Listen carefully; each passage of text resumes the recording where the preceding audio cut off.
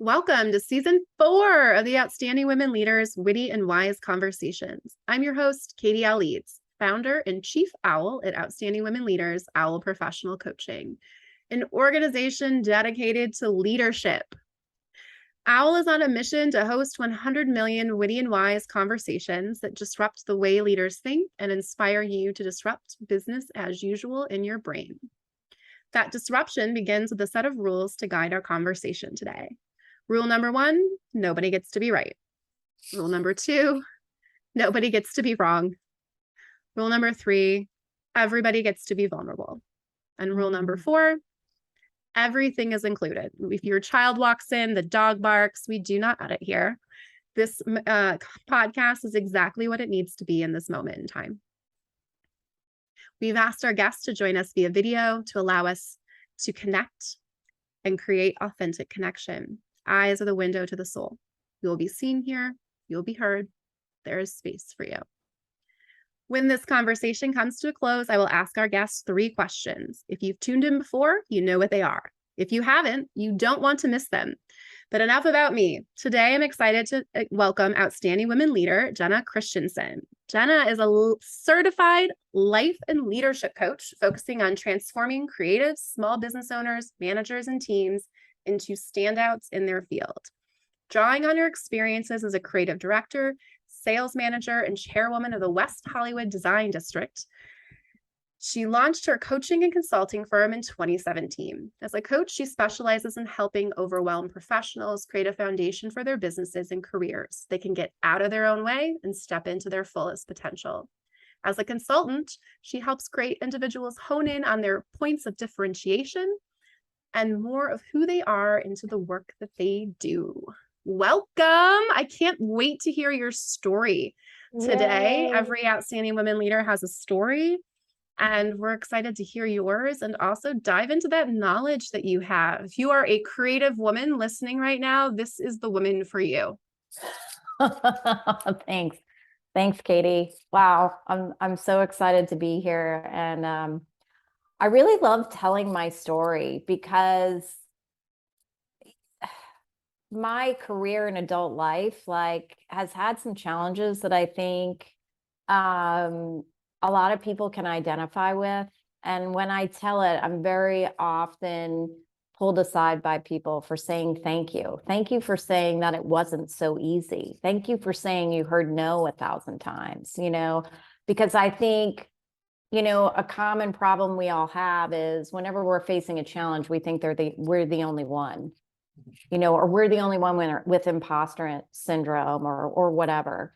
And I think just hearing from other people that we admire or look up to or feel like have achieved a certain amount of success, and we can hear those people also say, look, this wasn't easy. It just makes other people feel like, okay, well, if she could do it, maybe I can too. Yeah. So what's my story? So as you read, I am a life and leadership coach, but I haven't always been a life and leadership coach. I graduated in 1996 and started my career in fashion. I went that way because I knew I wanted to be involved in a creative business. However, I didn't feel like I was creative. So I always stayed in the what felt safe or what I was told was safe where I could make money, which was on the sales side, which I didn't particularly like. And so I would say the first 12 years of my career, I was completely miserable. I felt like I had been listening so much to other people and what they told me I should do. I didn't know how to start listening to myself. And I just felt like I was walking around in someone else's skin. And for anyone who's ever felt that way, it's really uncomfortable. You want to scratch that skin off. It almost feels like you're dying a little bit inside. And I know that sounds ultra dramatic, but at a certain point, leading up to me turning 38 years old, that's how I felt. I was just kind of like, there has got to be more than this because this is not great. And I think it was at that point where I essentially hit my bottom, that I just started to look for other answers and think about, I got to start doing things differently. And I remember going to a women's networking event, and it was a panel talking about, like, how do you find your passion, right? Because this is what I was looking for at the time. How do you find your passion? And I'll never forget, one of the panelists said, you can find your passion in a trauma that happened to you in your childhood. And I thought, okay, but like, I can't, nothing really traumatic happened to me in my childhood. Like, what the heck is this trauma? And she went on to explain, listen, everyone, it's all relative. Like, what might be trauma for one person is, like, you know, celebratory for another. So what was my trauma? And as I started to think about that, I remembered being 7 years old. My mother owned a dancing school in New York. We lived above the dancing school, and every day after school, I went down in the dancing school. And when my mom, you know, had off in the summertime, she would take me into Manhattan to professional dance class, where I was the only kid. You know, I was dancing with like professional Broadway dancers, people I knew from TV. And, you know, my mother would take me. And so I had this real love for dance. And it was probably the first time ever I remember feeling like not only creative, but extremely confident, because I recognized, especially being in that room of adults, like, I can do this. Like, I'm doing all the steps they are, and they're on Broadway. Like, I kick butt. Like, I'm doing pretty good, you know? And so, again, I think it was about, I could have been 9, somewhere between 7 and 9. I'm in the dancing school with my mother. We're alone. She just bought a bunch of new records, you know, so she's playing them, you know, just kind of listening and figuring out like what she's using for what. And as she's listening, I'm just dancing around, you know, the studio. And at one point, I remember her turning the music off and her walking very intently towards me, you know, standing in the middle of the studio. And she kneeled down on both knees. So she was looking me in the eye, and she grabbed me by the shoulders and she said, "You're never to be a dancer." She said, "If you become a dancer, you won't have enough money for food. You won't have enough money for rent." And then she turned me towards a poster that she had hanging in the back of the studio. And I'm actually going to carry you over to show you, because I now have the poster hanging in my apartment. But she said, "You won't even have enough money for a decent pair of ballet slippers." So if you can see this Harvey Edwards poster, I know there's a plant in front of it. You know, her leg warmers are torn and her ballet slippers are being held together by duct tape. So that was pretty traumatic, because this was, you know, something I loved.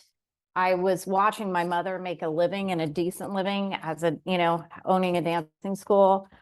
And so, you know, I'm sure at that age, I had no idea what to do with that information, you know, and as I grew up, I realized that I had internalized that voice and internalized it to not just apply to dancing, but anything creative. So my journey since then, since uncovering that, has been all about, my mother's wrong. And I really believe that creatives are going to be the ones that save the world. And not only am I one, but I want to support other creatives in becoming all that they want to be, in enjoying all the success. And so, and it started before I became a coach. It started as I became a creative director, and really started thinking about, what kind of impact can I have on the audience that I serve that might help uplift their creative process? And so that was sort of my driving force when I was designing product, throwing events, thinking about marketing strategies. Like, what is the thing that's going to make people stop, you know, and like sort of rip them out of the monotony of their day-to-day life, and have them just go, wow, that's cool. Yeah. What an amazing story to be able to go all the way back to your childhood and find that place where what you were here to do was like, girl interrupted, mom said no. And what I love about that is what I love about myself. So that makes sense, is it's childlike. You go right back to like, who were you as a little kid before the world told you that you were not that thing. Right.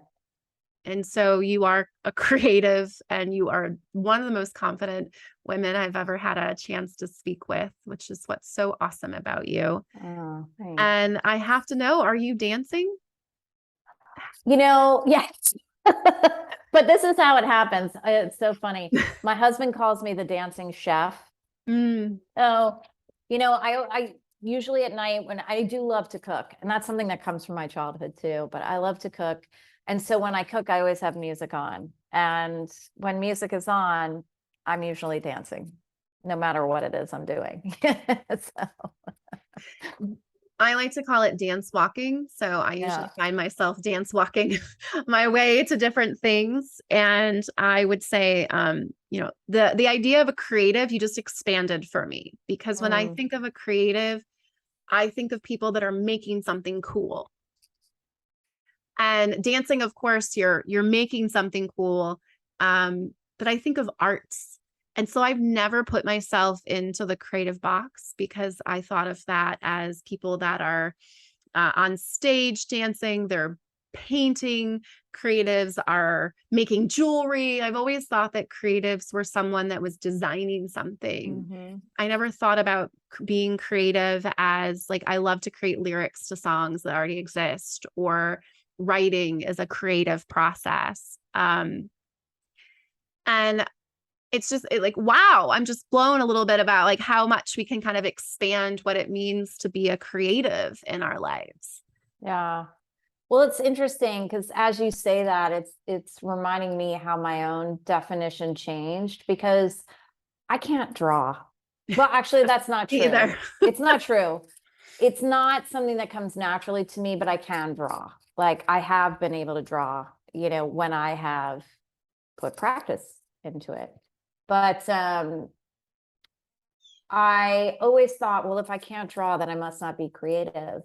And I think the person that started to really change my idea of what creativity is and what art is Seth Godin.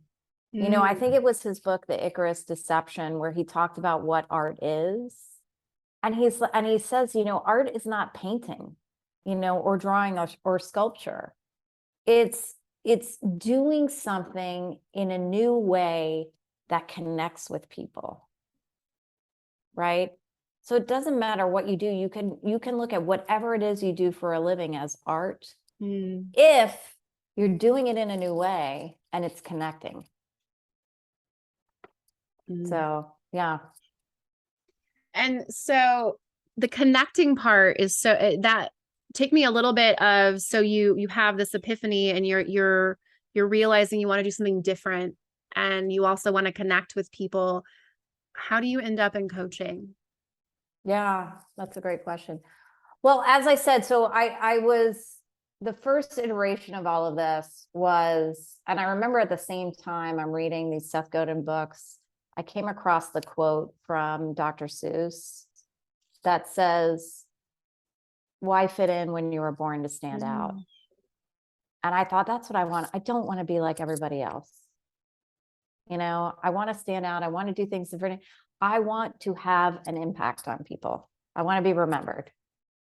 And so it manifested at first with me collaborating with some of the artists you see, up behind me, some of the most famous street artists in the world, creating limited edition collections of rugs. That was the first iteration, because I was just like, I want people to look at this medium of rugs in a new way and not think about, these are my grandmother's rugs, but these could actually be something really cool and interesting and meaningful, and pair that with, works of art with with people like the artist Shepard Fairey, who's also an activist, who talks about peace and bringing to light, some of the atrocities that are happening around the world. And artists like Kenny Sharp, who paints these crazy characters that, again, make me think of a Dr. Seuss book.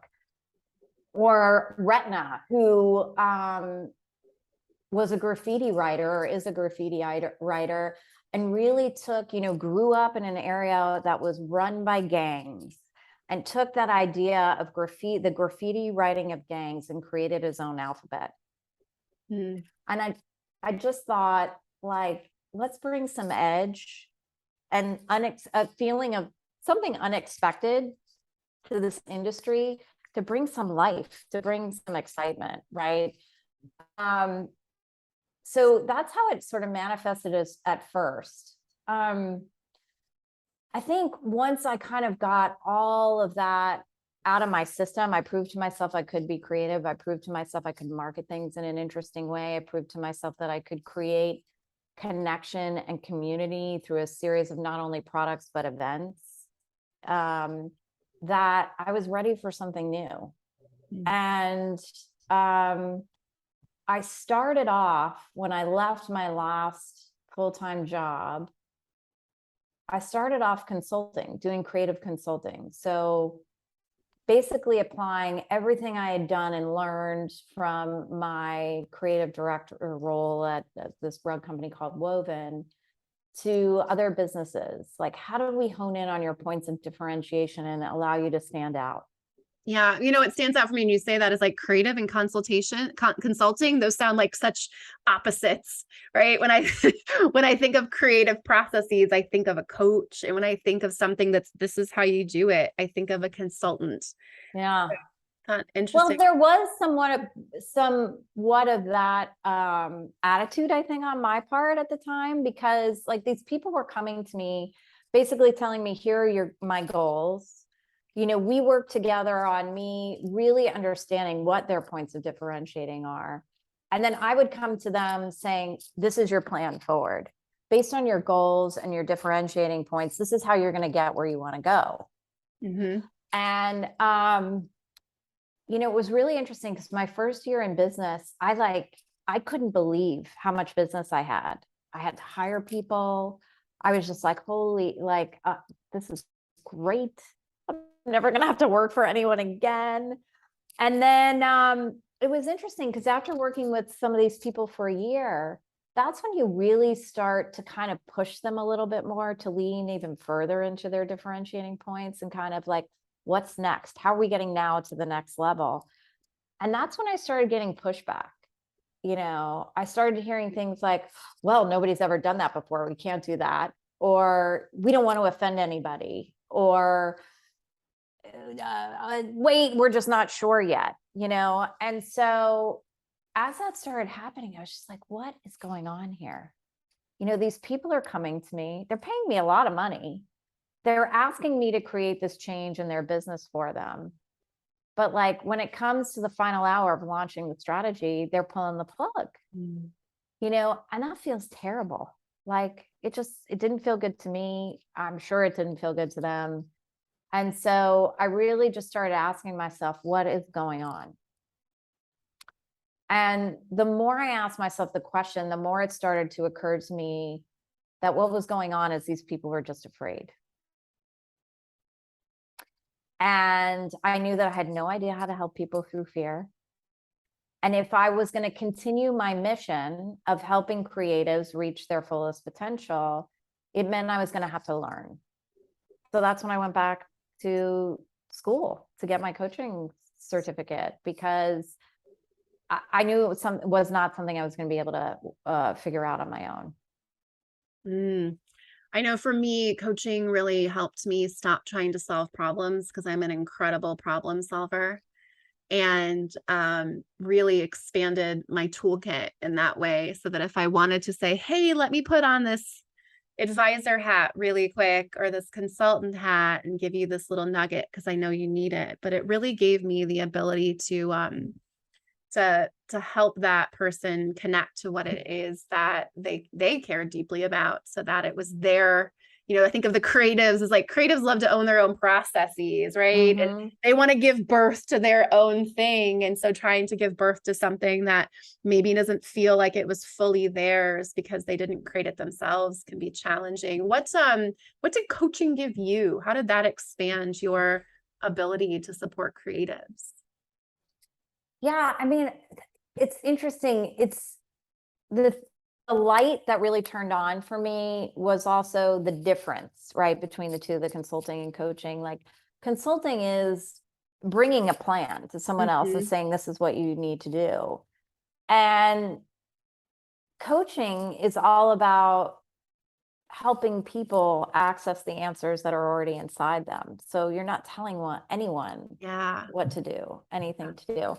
And so I think for me, that was humbling in a I know it way. was for me. Yeah.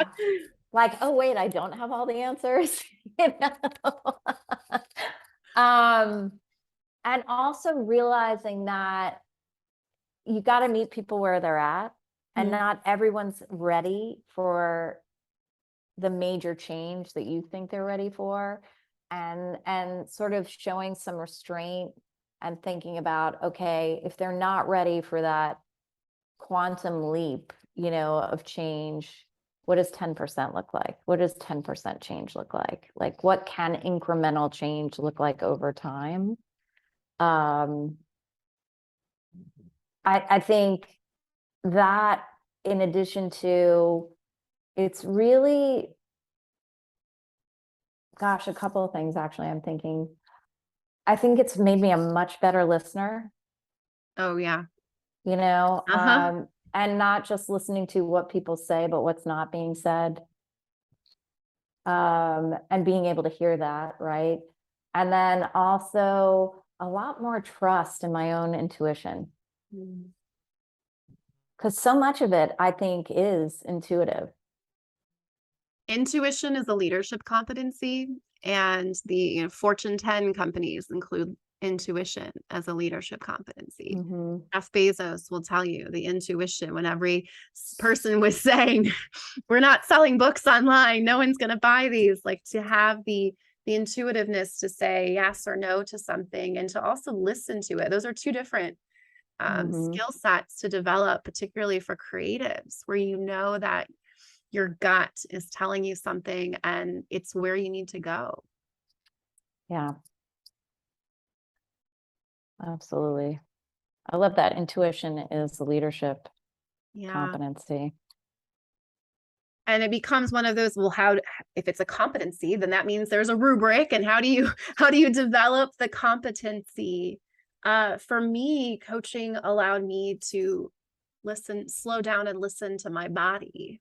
Part of Mm, my coaching program was about tapping into the wisdom that my whole being has, so that it can then send the signal to the brain to put the words together. Our right brain doesn't create language. So our right brain may have this beautiful picture, metaphor, and the left brain will give it the language to work together.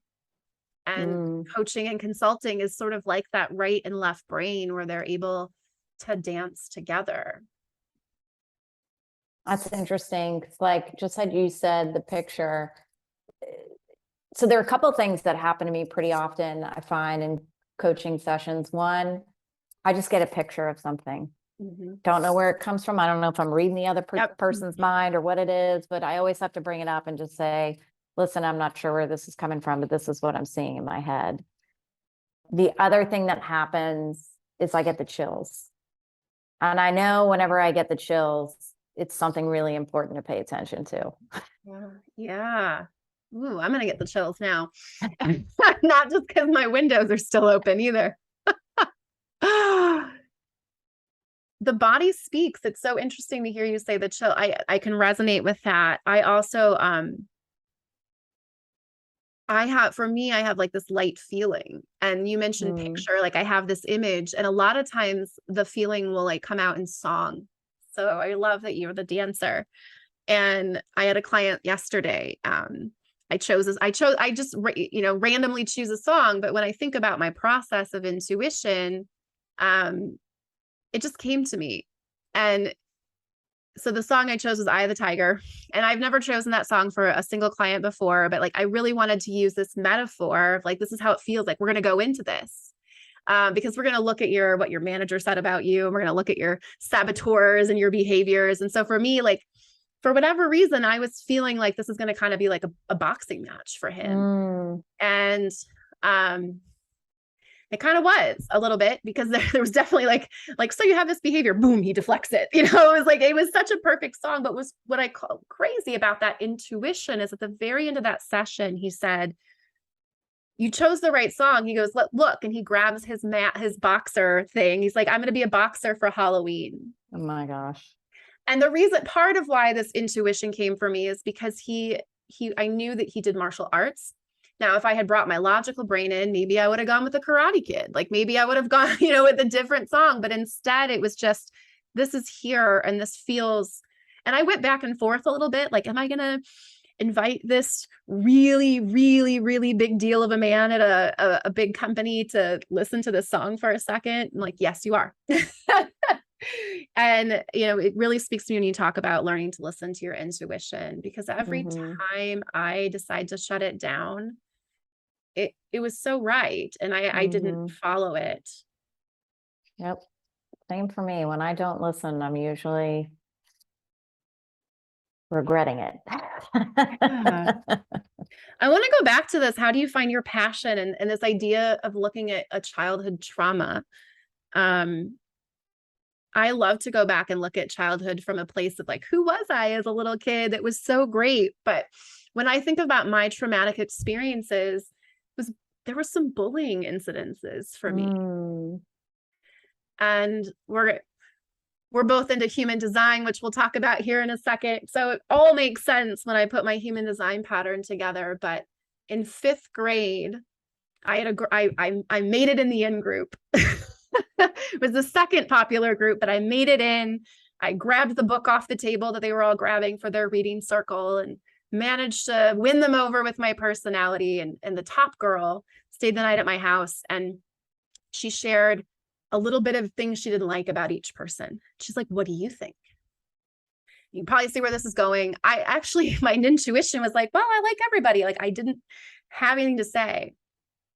But the not self really wanted to relate to this girl and be friends with her.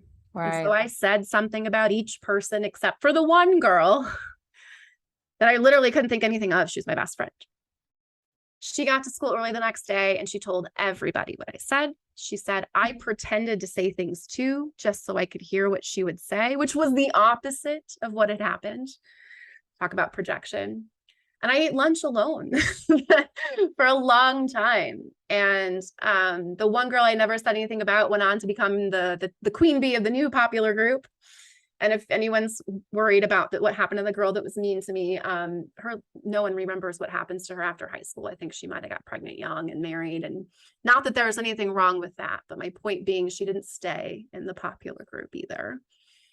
And that childhood trauma for me, it has replayed out many times over. And when I think about, well, how is that my passion? Like my passion is for kind of coming in and being a little disruptive, not in that way. And it's I think my passion is connecting with other people and really being able to help them disrupt and change what they need to change. That group needed to change. That girl was really mean. And it did. It dissolved, and one girl went one way and the other girls went the other way. But I never thought about, that being a passion that you pursue. It's such an interesting way to look at it. Yeah. I mean, I would even say, like, from how you just described it, I mean, you had this memory of like your gut telling you, just tell them you like everyone. So it's almost coming back to one of the things you said you get out of coaching, which is, learning to pay attention to your intuition and follow it.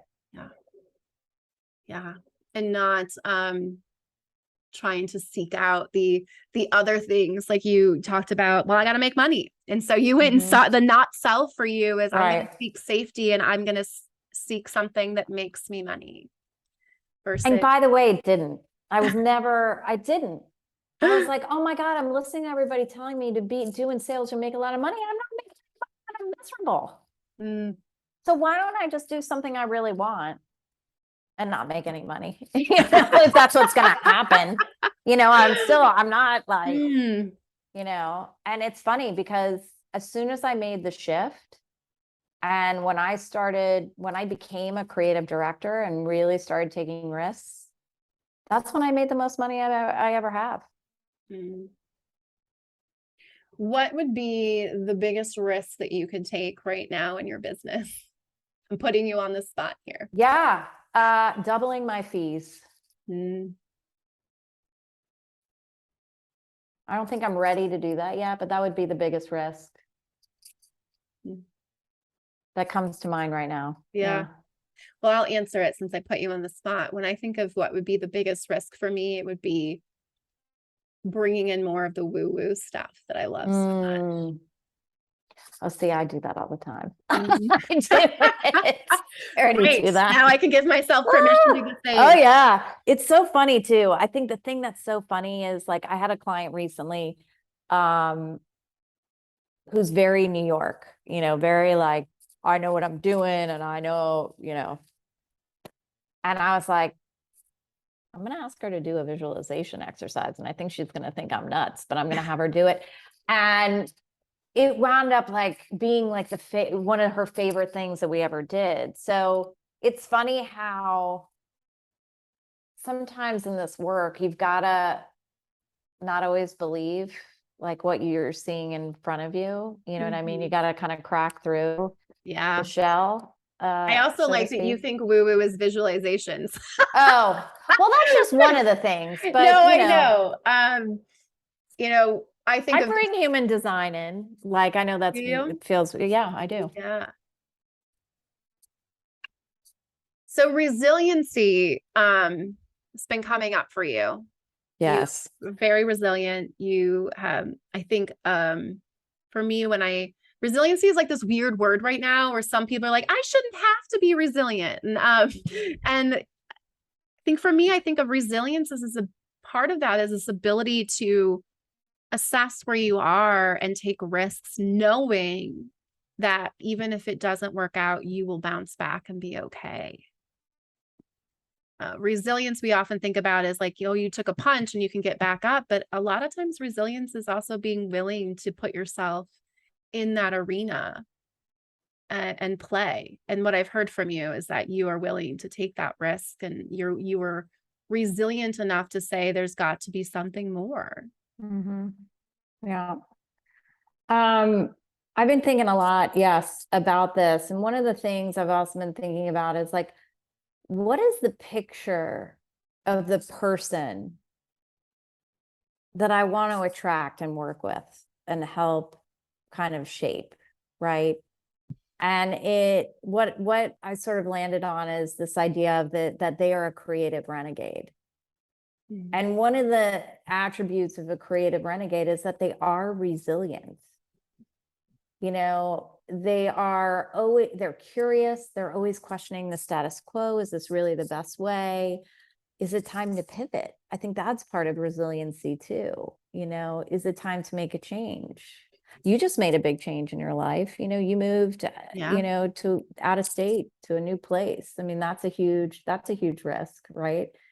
And so I think success requires a certain amount of resiliency because, like I said before, none of it is like completely easy. Even if you're coming from a sage perspective where you are in that space of flow, there's still going to be challenges, right? You're still going to hear no.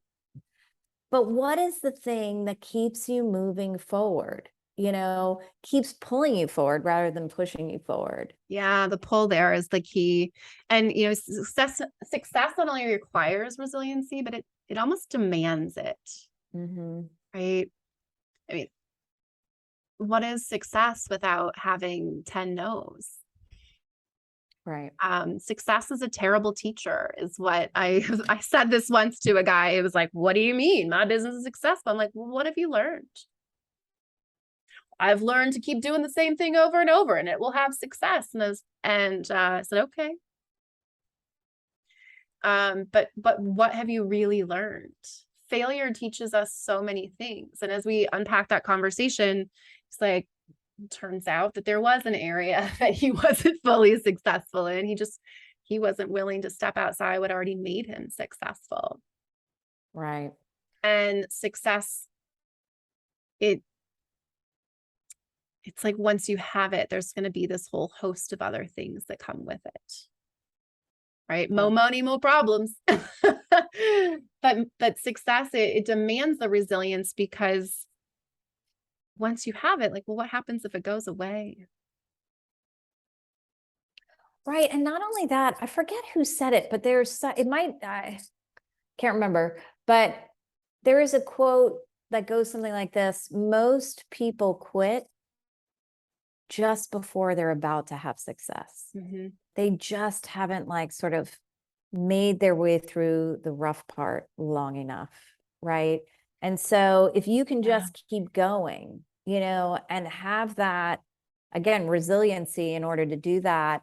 And I think the thing for me, and there's a time in my life where I can think very clearly, about this, which is really having a vision, having a vision that feels big enough and meaningful enough to you.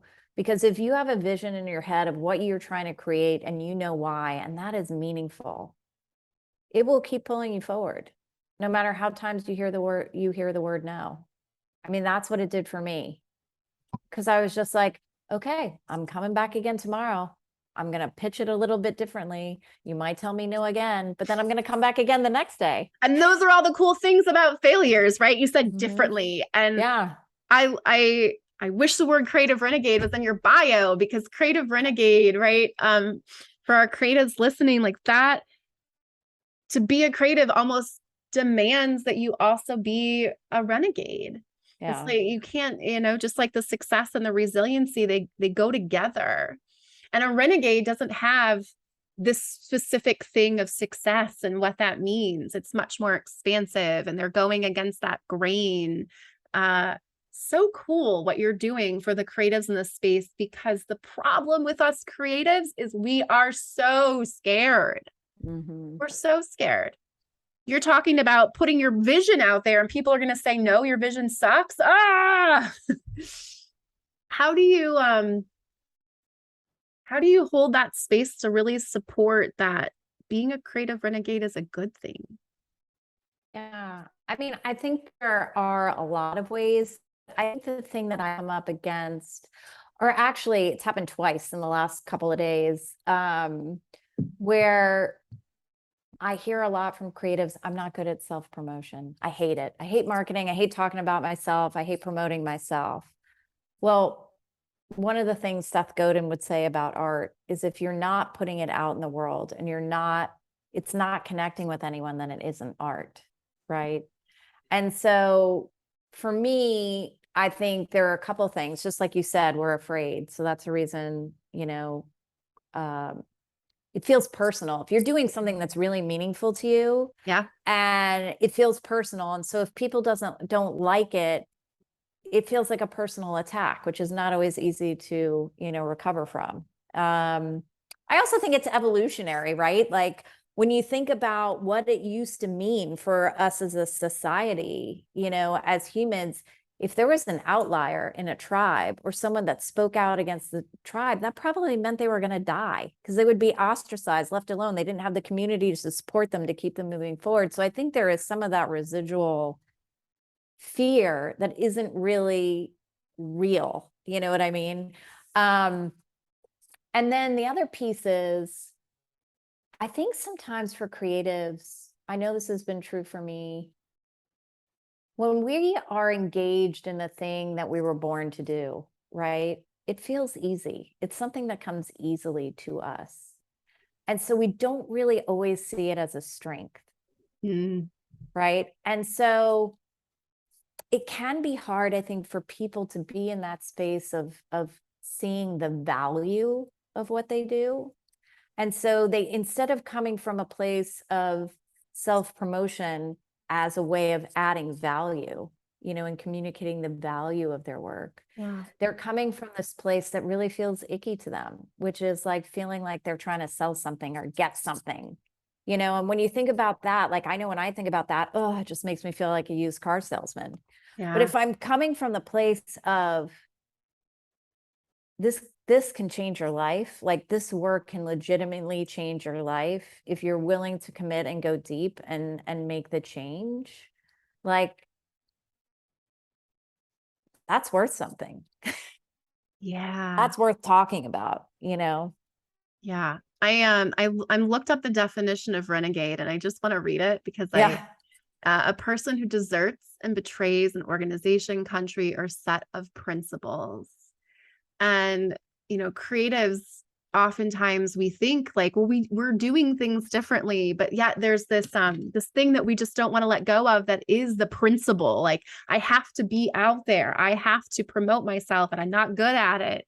And these renegades is like, no, we're doing the opposite of that. You're the renegade who doesn't promote themselves. You're the renegade that really makes the connection to what it is that they're looking for. It's just such an amazing, you clearly were a great marketer, an amazing, amazing concept to put together, where, a lot of creatives are probably like, yes, I am a renegade. Cool. Let's uncover where you could be more renegade. Where can you really break the mold as you think about self-promotion? How does a renegade self-promote? Yeah. Right. Right. In a really cool way. Like Super cool. it's all about, like, just like you said, maybe betrays the group. It's really about, to me, like challenging the status quo, not following that, not just defaulting, but like doing the thing that you think is interesting, having some disruption, like you talked about, being the disruptor, like being like, hey guys, like what is happening here is not okay. Let's do this instead, Yeah. Um, And it does feel personal. This was my learning in human design. This is what I think I'm here to learn is, Katie, it is not about you. mm. And shit, my whole life has been about me. I'm an only child. Like, that's a big pill to swallow. What do you mean it's not about me? Like, that girl that did the things, that wasn't about me. But from it, all of this stuff for us as we create things, same thing for you as that little kid that was dancing and mom said, don't do this, because you're not going to make money. It's really tapping into that renegade part of you that says, well, yes, I can, this is what I'm here for. And, being creative isn't about having everyone love what you do. If everyone loves what you do, No. then you have home goods.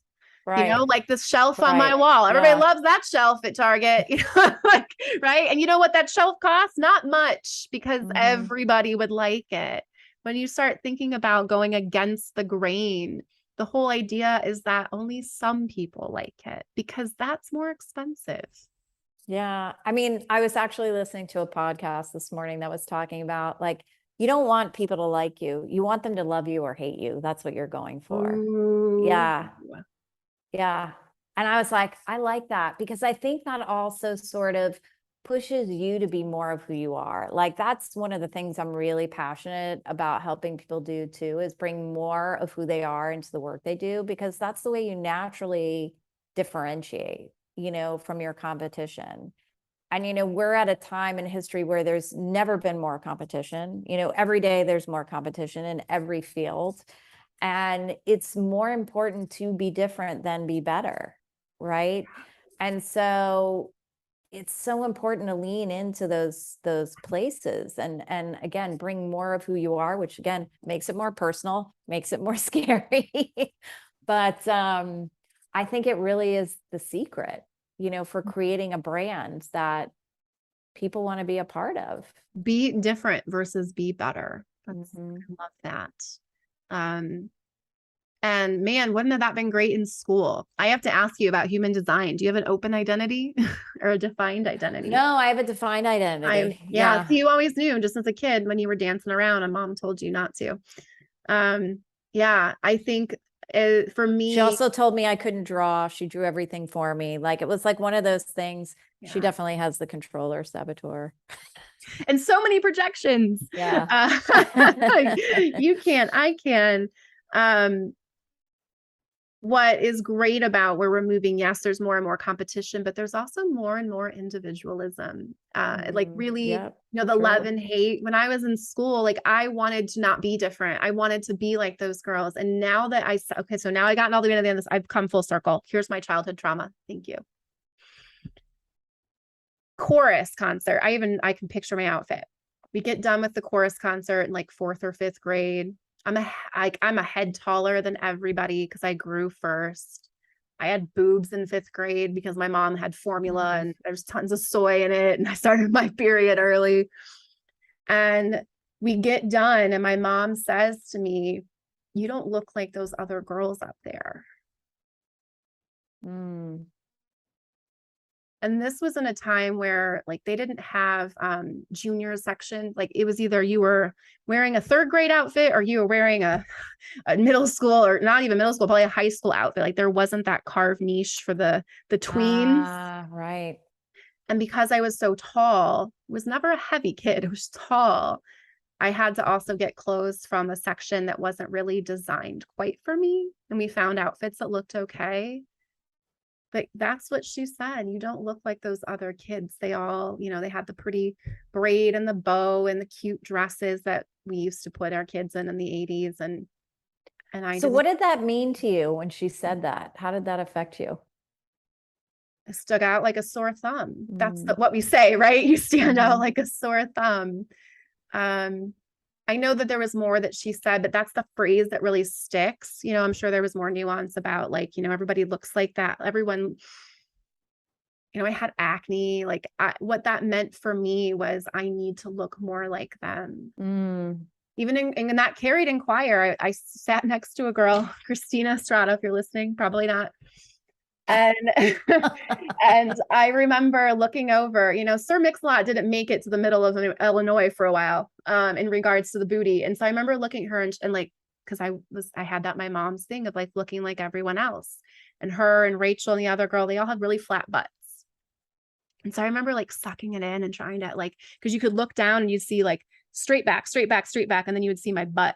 And I remember trying to have that like, that stuck with me. And I am so different. And I know that that's my differentiator, but being a renegade when you're in 4th grade isn't cool. Right.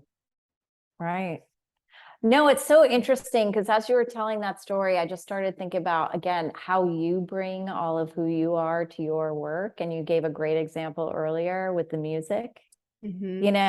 Like you just bring like humor, a lightness, wittiness, even though like this is serious work, but you are able to bring, I mean, it's certainly, I couldn't do what you do. It's not me, but it's so fascinating for me to see as a fellow coach, like how you embrace your strengths and the things you love and bring that into your coaching practice. Thank you. Yeah. But I don't look like those other girls. Do you still want to? No. No. Did I want to get rid of the skinny jeans and look a little cooler? I mean, that was just in part because I'm like, I'm not as skinny as I was. Like, this might be good for me. But no. And for people that are listening, this is a great exercise to really kind of think about what is that defining moment. And it doesn't have to be a mom or a dad, or it could be the kids at school, which I think of. But I've spent a long time fighting that I didn't look like other girls. I spent a long time fighting I don't show up like other people. I want to talk about executive coaching and like Fortune 500 corporate America. I don't show up and look like every other executive coach. I go into these meetings and I'm looking around the room. No one looks like me. What's so funny? Because this is how, in our work, perspective is everything, right? What's the perspective you have? And like, I know since I was little, I have never wanted to be like everybody else. I don't know why. I don't know what it is about me that was born that way. but like, I never looked like everybody else. I never dressed like everybody else. I didn't eat the same food as everyone else. Like, And you were so cool. Your mom had a dance studio and you were dancing like all the people on Broadway. Yeah. Yeah. I mean, But it's just so interesting. Like when I walk down the street here in New York and I see everybody wearing the same handbag or everybody wearing the same ripped up jeans, I'm just like, oh God, I'm not buying those because like I want to express myself as an individual, right? And I'm sure that's what you want too. Like you're super creative. So like part of I think us being humans is how do we show on the outside the way we feel on the inside? as we wrap up today, my 3 questions I can't feel wait. so appropriate here. What's your purpose? Oh gosh. So this one's, I think, pretty easy for me. Because I've been thinking a lot about if there's only one thing that I can deliver to my clients that I think is powerful enough that it would be worth the investment of time and money, it is to really help people develop a system for trusting themselves. If you cannot trust yourself, you cannot be a creative renegade. You cannot trust yourself. You cannot be a creative renegade.